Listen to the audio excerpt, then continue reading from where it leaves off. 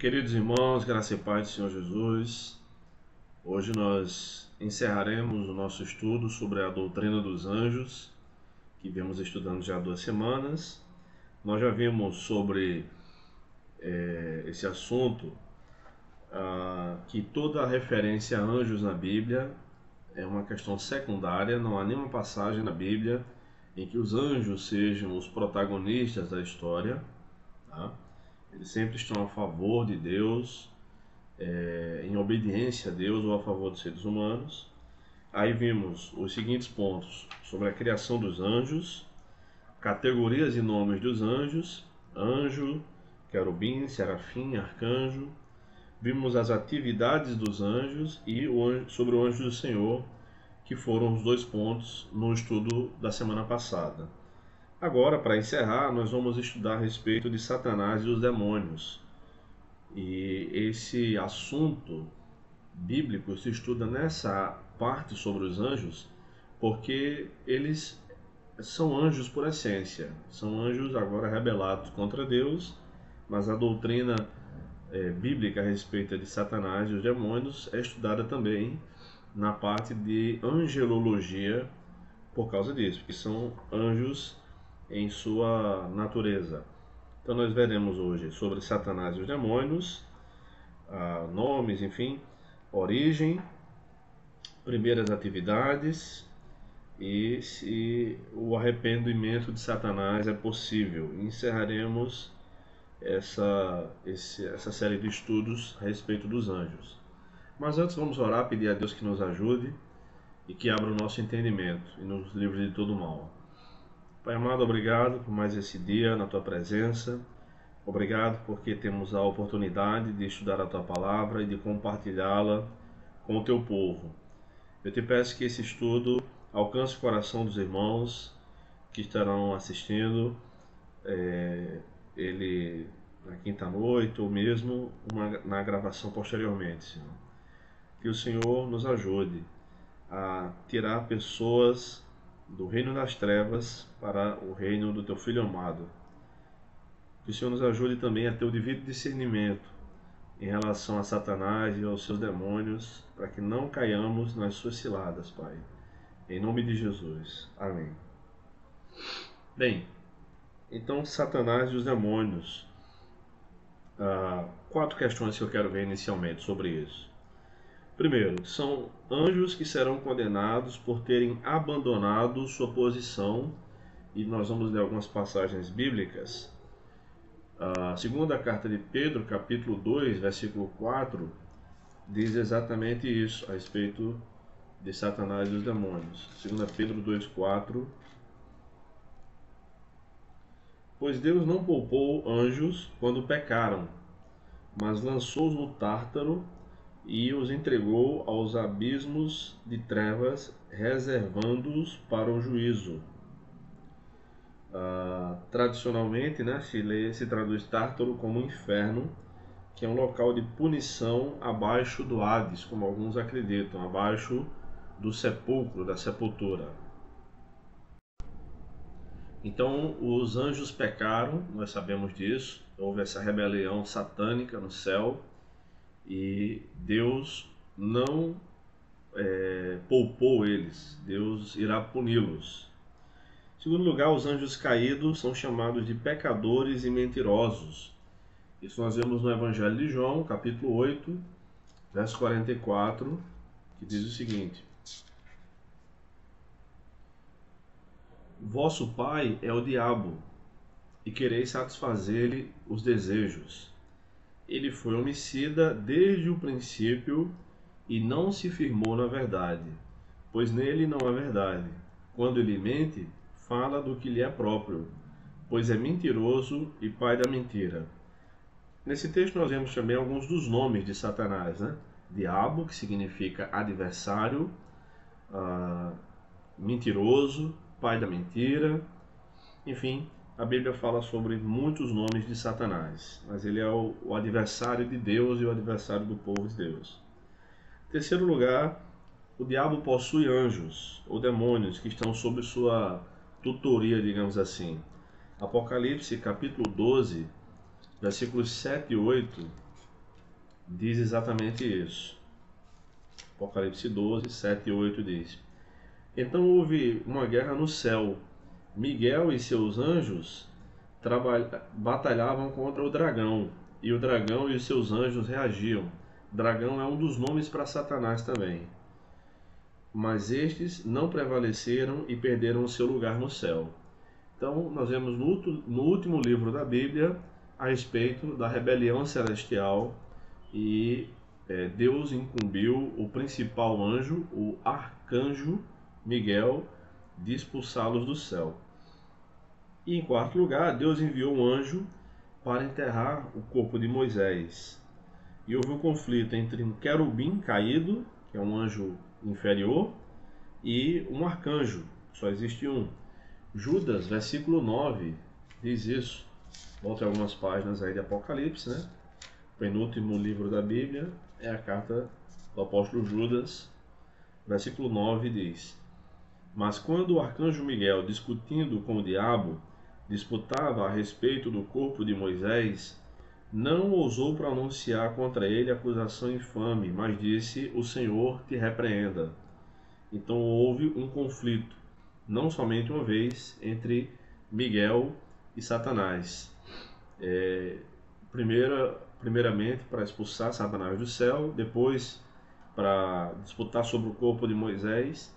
E a maioria dos estudiosos bíblicos acredita que essa disputa a respeito do corpo de Moisés e seu sepultamento se deu porque Satanás queria usar o corpo de Moisés para servir de idolatria para os hebreus antes de tomarem posse da terra prometida.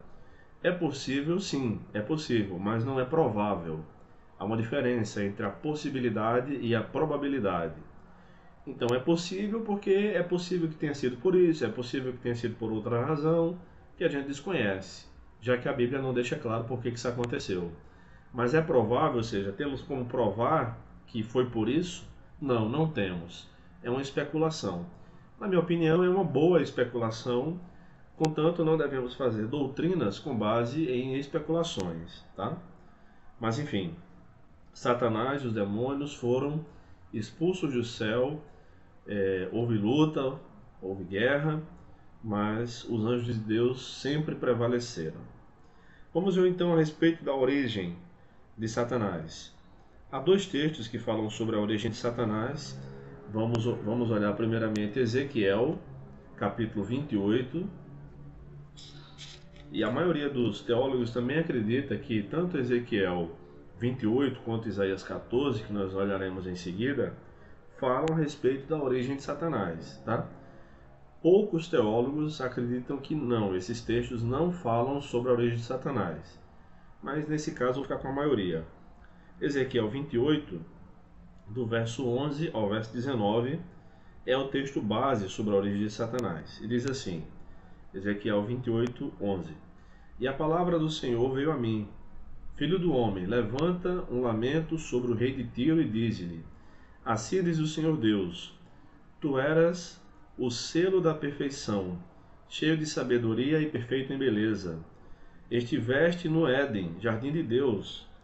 Tu te cobrias de toda pedra preciosa, a cornalina, o topázio, o ônix, o crisólito, o berilo, o jaspe, a safira, o carbúnculo e a esmeralda. De ouro foram feitos os teus tambores e as tuas flautas.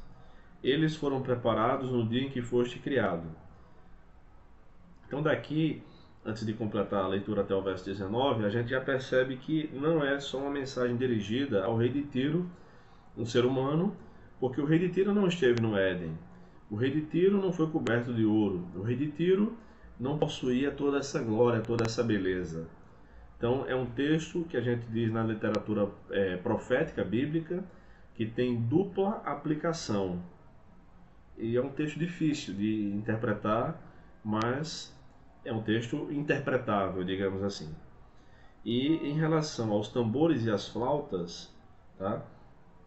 Ou engastes e as tuas guarnições, como também pode ser traduzido, é possível que Satanás, sendo um querubim, que é a mistura de anjo com animal, assim como os 4 seres viventes lá em Apocalipse e também aqui em Ezequiel são querubins, ele fosse responsável por parte do louvor celestial. É daqui que vem a ideia de que Satanás fazia parte do louvor celestial. Mas a gente sabe que não são apenas os querubins que fazem parte da adoração e com música, né? Nós sabemos que os serafins também cantam, tá?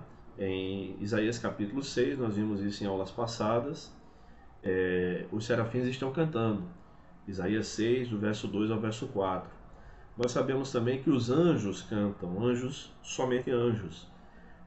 Lucas capítulo 2, versículos 10 e 11, o exército celestial, ou seja, um coral de anjos, cantou quando Jesus nasceu. Então, uma das funções angelicais também é o canto, a música. Vamos seguir, verso 14. Eu te coloquei como querubim da guarda, então não é somente o rei de Tiro, né? Estiveste sobre o monte santo de Deus, andaste no meio das pedras resplandecentes. Tu eras perfeito nos teus caminhos, desde o dia em que foste criado, até que se achou maldade em ti. E a grande questão é, de onde veio a maldade que entrou no coração de Satanás? O mal existia como possibilidade. E o estudo sobre a origem do mal e a perpetuação do mal no mundo e da maldade no mundo é um estudo muito interessante que abrange não somente a ciência teológica, como a filosofia também se debruça sobre esse assunto. Nós chamamos de teodiceia. A teodiceia trata a respeito da origem e da permanência do mal no mundo. É um assunto difícil, mas é um assunto interessante de ser estudado. Recomendo aos irmãos que busquem estudar um pouco mais sobre o assunto, vale a pena. Verso 16: Teu coração se encheu de violência por causa do teu muito comércio, e pecaste. Por isso te lancei profanado fora do monte de Deus, e o querubim da guarda te expulsou do meio das pedras resplandecentes. O teu coração elevou-se por causa da tua beleza, o orgulho de Satanás, aquilo que Paulo fala que alguém não pode ser pastor sendo novo convertido, para que não caia na tentação do diabo, ou no pecado do diabo. O que é isso de pecado do diabo? É o orgulho. Alguém sendo novo convertido, se alçado logo ao cargo de líder, né, da igreja, né, o cargo pastoral, o presbiteral, pode pensar que ele é muito importante, mais importante do que os outros irmãos que estavam ali antes dele e que não se tornaram pastores, mesmo estando na igreja há muito tempo. Então essa é uma das razões pelas quais um novo convertido não pode ser líder na igreja, nem pode ser pastor. Ele precisa ter o devido discernimento e uma cosmovisão cristã para saber que a escolha para ser líder não advém das suas habilidades, mas vem da escolha graciosa de Deus que nós não merecemos. E aí as coisas começam a se encaixar umas com as outras, né? Depois de estudarmos tantas doutrinas bíblicas. Vamos lá, vou ler de novo o verso 17, completar até o verso 19. O teu coração elevou-se por causa da tua beleza, corrompeste a tua sabedoria por causa do teu resplendor. Por isso te lancei por terra, coloquei-te diante dos reis para que te contemplem. Profanaste os teus santuários pela multidão das tuas maldades, na injustiça do teu comércio. Fiz sair do meio de ti um fogo que te consumiu e te transformei em cinza sobre a terra, à vista de todos os que te contemplavam. Todos os que te conhecem entre os povos estão assustados contigo. Chegaste a um fim horrível e não mais existirás para todo sempre. Parece que essas últimas palavras dizem mais respeito ao rei de Tiro mesmo, alguém humano, tá? Então, eu vou ler aqui um pouco do que escrevi no nosso livro texto, né, Doutrinas Bíblicas, Estudos Bíblicos. Eu escrevi o seguinte: a maioria dos teólogos está convicta de que essa passagem fala originalmente sobre o rei de Tiro, porém ele jamais foi cheio de sabedoria e aquelas coisas que eu falei, né? Portanto, para que esse texto faça sentido, precisamos interpretar de maneira espiritual. O profeta fala da pessoa que está por trás do rei de Tiro. O fato dele ser um querubim está ligado à adoração. Assim como no tabernáculo, na Arca da Aliança, a ideia de teus santuários parece ser uma referência ao tabernáculo, tá, do Antigo Testamento. Ali 2 querubins estavam guardando a arca. Vocês sabem que na Arca da Aliança tinha uma tampa, essa tampa de madeira revestida de ouro era chamado de propiciatório. E no propiciatório, numa ponta e na outra, havia um querubim, uma imagem de um querubim que com a ponta das suas asas eles se tocavam, um tocava a ponta das asas do outro, e eles ficavam com o rosto para baixo, olhando para a tampa da arca propiciatório. E curiosamente, o sumo sacerdote entrava no tabernáculo, nessa parte do tabernáculo chamado de o Santo dos Santos, uma vez por ano, no chamado Dia da Expiação, que os judeus chamam em hebraico de Yom Kippur, Dia da Expiação. E ele tinha que sacrificar o cordeiro, que representava Cristo, e derramar o sangue do cordeiro ali naquela tampa. E se Deus não aceitasse aquele sacrifício, o sumo sacerdote estivesse em pecado, por exemplo, ele morreria ali mesmo, diante da presença de Deus, que é santa. Então ele entrava com a sua roupa sacerdotal, de sumo sacerdote, com 12 pedras no peito, na altura do peito, né? Representando cada pedra representando uma das tribos de Israel, e sinetes, os sinos ao redor, ao longo de sua roupa, e uma corda amarrada na altura da cintura, porque caso os sinos parassem de tocar, de badalar, significaria que o sumo sacerdote havia morrido. Então os homens tinham que puxar o seu corpo, puxar o cadáver pela corda. Ninguém podia entrar lá, e quem entrasse lá fosse morto. Mas o simbolismo disso é muito interessante, irmãos, porque ele significa que os querubins passariam o ano inteiro olhando para o sangue do cordeiro. Claro que não estavam olhando porque eram imagens, né? Mas é o simbolismo que está por trás disso. Porque aquele sangue é santo e tipificava o sangue do nosso Senhor Jesus Cristo, que nos purifica de todo pecado. Veja que coisa interessante, né? Como Deus trabalha de maneira didática. Ele quer que o seu povo entenda a sua palavra, a sua mensagem, e ele fez tudo isso para que nós possamos entendê-la. Perfeito eras no teu caminho, versículo 15, que nós lemos aqui, diz, né? Ele era perfeito, mas o pecado foi arrogância. Elevou o teu coração por causa da tua formosura, versos 16 e 17. E aí, em 1 Timóteo 3,6 é que fala sobre o pecado de Satanás, que eu já expliquei. Enfim, então, sobre a origem de Satanás é essa, mas tem outro texto. Vamos ver também sobre a origem e as primeiras atividades de Satanás em Isaías, no livro de Isaías. Abra aí, Isaías capítulo 14, versículo a partir do 12. Isaías 14, 12.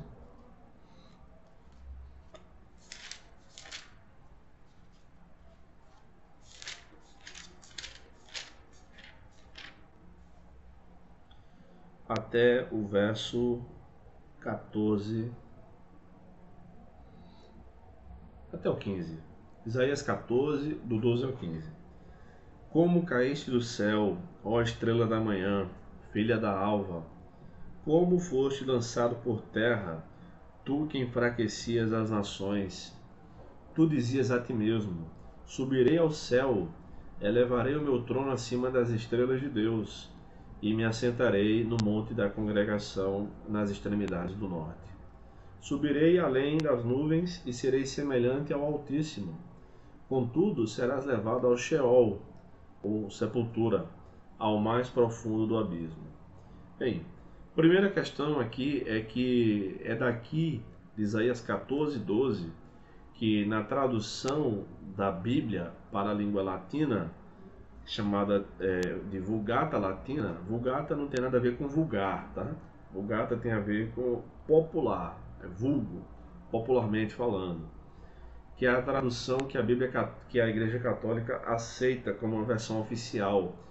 Então, quando eles precisam recorrer a Bíblia para estabelecer uma doutrina, enfim, eles recorrem à Vulgata Latina. E aí, em Isaías 14:12, na Vulgata Latina, diz assim: como caíste do céu, ó Lúcifer, filha da alva. Então, Lúcifer não é uma palavra bíblica, porque não está nos seus originais, tá bom? Lúcifer é uma palavra latina que aparece na tradução da Bíblia para o latim. Não é uma palavra bíblica. A palavra bíblica aqui utilizada por Isaías é uma palavra hebraica, já que o Antigo Testamento foi escrito em hebraico, e a palavra Heilel, ok? Então, popularmente, muita gente fala de Satanás como sendo Lúcifer. Não. Lúcifer é uma palavra latina. Não é uma palavra que está nos originais da Bíblia. Mas vamos lá. Então aqui nós vemos o seguinte, pelo menos 5 atividades, né, de Satanás. Primeiro ele diz: eu subirei ao céu. Ele desejava tomar o trono de Deus e ter um lugar permanente de governo no céu. Ele desejava se rebelar contra Deus. Então ele pensou isso no seu coração, né? Subirei ao céu. A segunda expressão que eu quero destacar é: eu exaltarei o meu trono acima das estrelas. Estrelas, comumente nas escrituras, quando não é uma passagem, uma palavra que deve ser interpretada literalmente, geralmente é uma referência a anjos. No livro de Jó, por exemplo, capítulo 38, verso 7, que nós vimos há 2 semanas, quando Deus estava criando todas as coisas, os anjos já existiam, já haviam sido criados por Deus. Então lá fala das estrelas. E outras passagens bíblicas também mostram os anjos sendo tratados como estrelas, como Apocalipse mostra que 1/3 das estrelas do céu foram derrubadas, foram expulsas do céu, ou seja, 1/3 dos anjos foram expulsos do céu. Então subirei ao céu, exaltarei o meu trono acima das estrelas. Terceiro lugar, Satanás falou: no monte da congregação me assentarei nas extremidades do norte, acima, né? Uma montanha ou monte pode simbolizar um reino ou uma nação. Ele desejou ter a autoridade de Deus para dominar as nações. Por exemplo, no próprio texto aqui de Isaías, capítulo 2, versículo 2, um monte pode significar uma nação, um símbolo. Isaías 2:2. Acontecerá nos últimos dias que o monte do templo do Senhor se firmará como o mais elevado e será estabelecido como o mais alto dos montes, e todas as nações correrão para ele. Então aqui o monte do Senhor será elevado e existirá como uma nação. Tá? Nós veremos mais sobre isso na última doutrina, na doutrina das últimas coisas. Então Satanás desejava dominar as nações como Deus domina as nações, como soberano que é. Mas isso é impossível. Deus não joga dados com o diabo, não negocia e não pode ser enfraquecido. Deus da Bíblia é o Deus soberano. A quarta expressão arrogante, né, sobre suas atitudes: subirei acima das mais altas nuvens. E eu quero ler o texto de Êxodo, capítulo 16, verso 10, que fala um pouco sobre isso. Êxodo 16, 10 nos dá uma luz. E quando Arão falou a toda a comunidade dos israelitas, eles olharam para o deserto, e a glória do Senhor apareceu na nuvem. Subirei acima das mais altas nuvens. Ele queria ser mais glorioso que o Senhor. Nuvem representa a essência da presença de Deus entre o povo de Deus. Satanás desejava estar acima da glória de Deus. E em quinto lugar, serei semelhante ao Altíssimo. Aí, veladamente, ele diz isso, né? Esse era o maior desejo de Satanás. Ele queria ser adorado como Deus. Infelizmente, ele vem sendo adorado como Deus de maneira camuflada, porque há um só Deus e também há um só mediador, ou seja, um só caminho para Deus, que é o nosso Senhor Jesus Cristo. Mas as religiões pagãs que dizem que estão adorando outros deuses, ou aquelas que nem dizem que adoram outros deuses, né, mas adoram só Deus e dizem que tem apenas intercessores no céu, como os santos católicos e as santas católicas, na verdade são adorados e adoradas. Mas isso não é possível, isso é idolatria, só há um Deus, um Senhor. Então cada vez que alguém se prostra diante de uma imagem de escultura, qualquer ela que seja, ele faz um pedido, uma prece, ou num centro espírita, pede aos espíritos, ou num terreiro de umbanda, pede aos orixás, ou qualquer nome que eles lhes deem lá, ou mesmo veladamente no satanismo, pedem alguma coisa e adoram a Satanás. Satanás está sendo adorado em todas essas ocasiões. Se alguém que está me assistindo agora leva uma vida de idolatria, arrependa-se do seu pecado. Você está sendo enganado. Esses deuses são todos deuses falsos. O único Deus verdadeiro é o nosso Senhor Jesus Cristo, e Ele é o caminho para Deus ao mesmo tempo. Nós cremos no Deus Trino, Deus Pai, Deus Filho e Deus Espírito Santo. Ele é o único Deus verdadeiro. Todos os outros são deuses falsos. Ele também é o único Deus poderoso. E Ele exige santidade do seu povo, exige que andemos conforme as suas regras. Só Ele pode lhe dar paz, só Ele pode lhe dar vida eterna, só Ele pode lhe salvar. Então as pessoas querem receber uma graça, né, como chamam, uma bênção da compra de uma casa, de uma cura para os olhos, uma causa impossível, e fazem promessas, acendem velas, fazem romagens, né, romarias, sobem a escadaria da Igreja da Penha, aqui em João Pessoa, de joelhos às vezes, no último sábado do mês de novembro, há mais de 100 anos, não sei exatamente quantos anos, todos os anos ali, da esquina da Rua das Trincheiras com a Avenida João Machado, as pessoas vão caminhando até a Igreja da Penha, no bairro da Penha, na praia, achando que vão alcançar uma dádiva divina. Não, você está servindo a um Deus falso. A única chance de escapar disso, da perdição eterna, para ter paz, para ter uma vida abençoada, é servindo ao Deus verdadeiro. Satanás, que é o enganador das nações, a Bíblia até chama ele de o Deus deste século, porque ele tem sido adorado assim como um Deus. Século não é apenas, nessa passagem bíblica, um período de 100 anos, mas significa uma era, o Deus desta era, tá? Está enganando muitas pessoas. Se esse é o seu caso, arrependa-se. Maria, a mãe de Jesus, os apóstolos, os outros santos católicos ou quem quer que seja, nada podem fazer por você. Mas Satanás é quem muitas vezes opera esses milagres, e ele tem certo poder para isso, claro, limitado por Deus, mas ele deseja ser adorado, ele deseja que você adore qualquer outro ser, menos o Deus verdadeiro. Atente para isso, que ao ouvir essa palavra, Deus toque no seu coração e liberte você dessa idolatria.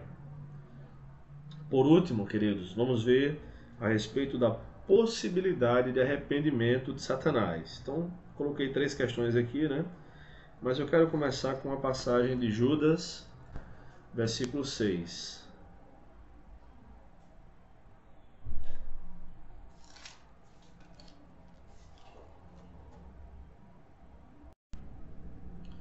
Judas, verso 6, diz o seguinte: os anjos que não mantiveram seus domínios, mas deixaram sua própria habitação, ele os tem confinado nas trevas e algemas eternas para o juízo do grande dia. É basicamente o que 2 Pedro 2,4 também fala, tá? Então, em algum momento, entre a criação dos anjos e a criação dos seres humanos, os anjos tiveram livre arbítrio. Eles puderam escolher entre servir a Deus ou não servir. E as opções eram muito poucas, e mesmo assim, um terço dos anjos decidiu não servir a Deus. Então, Satanás nem os demônios não podem se arrepender por 3 questões, pelo menos. Primeira delas, arrependimento significa que Deus está operando no coração pecador. O coração de Satanás está completamente fechado para Deus. E esse período de livre-arbítrio, que nós entendemos aqui de Judas, verso 6, fechou-se. De modo que os anjos de Deus não podem mais se rebelar, nem os anjos de Satanás podem mais se arrepender. Segundo lugar, segunda razão, os anjos tiveram livre-arbítrio, acabei de me antecipar. Né? Em terceiro lugar, então, Jesus não morreu para perdoar anjos. Ele só socorre homens, ou seja, seres humanos, conforme Hebreus, capítulo 2, versos 16 e 17. Pois, na verdade, ele não auxilia os anjos, mas sim a descendência de Abraão. Por essa razão era necessário que em tudo se tornasse semelhante a seus irmãos, para que viesse a ser um sumo sacerdote misericordioso e fiel nas coisas que dizem respeito a Deus, a fim de fazer propiciação pelos pecados do povo. Então Jesus não morreu para dar salvação ao diabo nem aos anjos. Eles já estão condenados, estão presos e um dia receberão o devido juízo. Jesus morreu para salvar pecadores. Se é o seu caso, que ainda é um pecador, que ainda não recebeu Jesus como seu Salvador, arrependa-se dos seus pecados agora mesmo. Jesus morreu para lhe salvar. Creia em Cristo, entregue sua vida a Ele, e se você não sabe como fazer isso, ore a Deus ou nos procure alguém da nossa igreja, enfim, entre em contato, procure um cristão que você confia, se não dá para entrar em contato comigo, enfim, e diga que quer ser um cristão, quer receber Jesus como Salvador. Para concluir nosso estudo da doutrina dos anjos, eu digo o seguinte: a doutrina bíblica dos anjos é muito ampla e vale muito a pena se debruçar para aprender mais sobre esses espíritos que servem ao povo de Deus. De modo semelhante, também é interessante que conheçamos melhor as estratégias do diabo para não cairmos em suas ciladas. Apesar de todo o poder e glória que envolve os anjos de Deus, eles não podem nem devem ser adorados, nem orações devem ser dirigidas a ele ou a eles. O único que nos socorre e que é digno de louvor é o nosso Deus trino e bendito, a ele seja a glória. Mas, se o seu caso não é um caso de incredulidade, se você já é crente no Senhor Jesus, tem sido abençoado por esse conteúdo, compartilhe esses estudos com outras pessoas. Vocês viram que estão amplamente fundamentados nas Escrituras e têm implicações bem relevantes para a nossa vida cristã. Louve a Deus por ser salvo, por servir a Deus, o Deus de toda graça, o Pai das luzes, como o apóstolo Tiago chama Deus assim na sua carta, tá? E que Deus nos abençoe. Nas próximas semanas começaremos a estudar sobre a doutrina da igreja. Então fique atento, toda quinta-feira, 7h30 da noite, nesse canal, Grafia Curso. Nós estamos estudando a Palavra de Deus e as doutrinas bíblicas. Já vimos estudando há meses, presencialmente, e agora remotamente, pelo menos por enquanto ajustamos algumas coisas. Que Deus nos abençoe e até mais. Vamos orar, vamos encerrar esse estudo com mais uma oração, pedindo a Deus que nos dê a devida graça. Muito obrigado, Senhor, porque Tu és o nosso Deus, o Deus Todo-Poderoso. Eu Te agradeço pelos anjos que o Senhor criou e porque tantos livramentos recebemos por parte deles. Porque o Senhor os usa também para receber nossas orações. Um dia, se nós morrermos, não formos a geração da segunda vinda, nós seremos levados para o céu imediatamente após a nossa partida aqui, também pelos teus anjos. Eu te peço também que o Senhor repreenda os anjos maus que tentam nos afetar, nos perturbar, nos destruir, tirar a nossa paz, Senhor. Que o Senhor nos dê o devido discernimento, para que em tudo isso, em tudo que nós formos fazer, possamos fazer para a glória do nome de Jesus. Abençoa cada pessoa que está assistindo esse estudo, abençoa também a minha vida e minha família, Senhor, eu te peço. Em nome de Jesus. Amém. Queridos irmãos, obrigado pela paciência, que Deus os abençoe e até mais.